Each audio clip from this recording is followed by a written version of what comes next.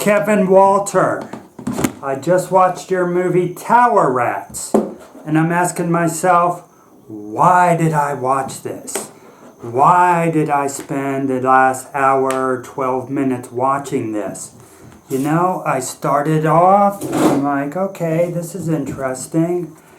And then it got stranger and stranger, and then it got weird, and then on top of that, it just got kind of bizarre.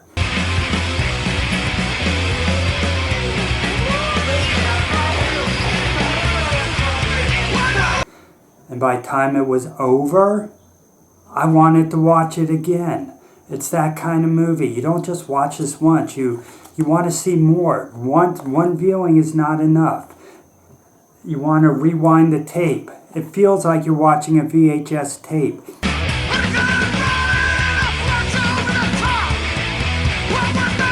It's that quality. It's low budget. There is no budget. If there was a budget at all, I would be very surprised to hear that. I don't think this cost one dime to make.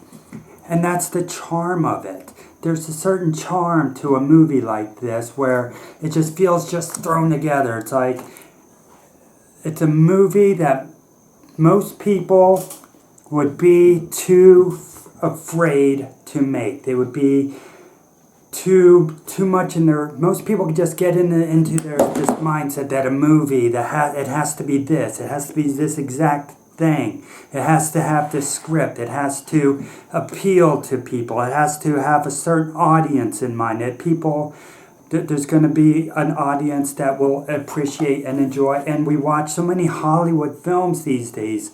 You know, we're so stuck in this mindset. Everything has to be a franchise. Everything has to follow these perfect script, these perfect storylines. And then a movie like Tower Rats comes along and it just says, all that. I'm going to do the movie I want to do. I don't care what Hollywood is doing. I don't care what the mainstream is watching on Netflix or whatever. Movies like this is an important movie because it just throws all that away.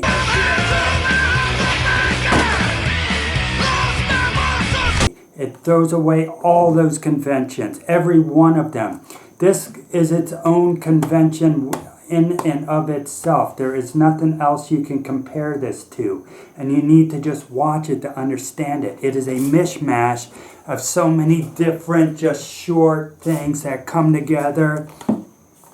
Kind of loosely a plot. There's no real beginning, middle, end. It's just all these vignettes strung together as though the Tower District, this is where it takes place. You see signs here and there, and it explains it on the back even.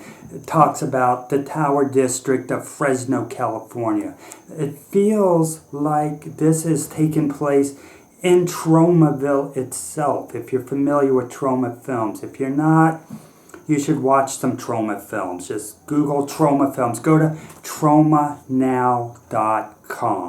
tromanow.com. You can watch Tower Rats on tromanow.com. And watch other movies. Watch Butt Crack. After you watch Tower Rats, watch Butt Crack. There's a lot of cameos in this movie from Troma icons. You got the Toxic Avenger in there. You got Sergeant Kabuki Man, NYPD. You got Lloyd Kaufman. Lloyd Kaufman is the president of Troma. He is a champion of low-budget, sleazy, just stupid movies. That is what he is known for.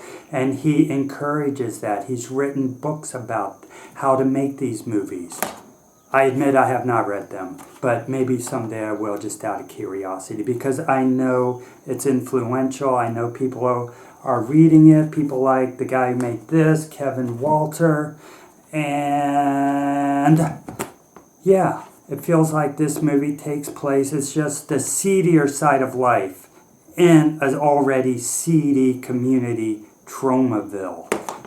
All these things just strung together, loosely plotted, just loosely, well, you just feel like you're just watching a day in the life of Tromaville and its citizens. That's what it feels like. and I recommend it. I recommend watching it 4 or 5 times, put it aside, come back a week later, watch it again. It's the sort of thing where you want to see more. You wish there was like a 10-minute segment that comes out every week on YouTube or Troma Now or whatever. It just feels like that, you know, it feels like that. There's so many characters in here. Each one is just fascinating in its own right. There's Betsy Mondo, the hermaphrodite, who likes to have sexual encounters with her teddy bear and to lick her own toes. Yeah, that's the kind of movie this is. Enjoy it.